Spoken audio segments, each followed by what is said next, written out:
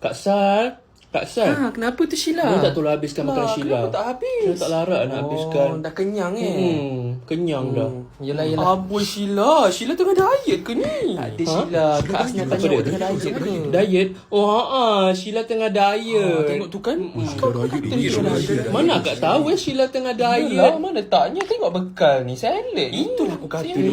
Itulah tu. Kadang Sheila pun tak larat kan orang cakap Sheila ada jualan. Sungguh lah.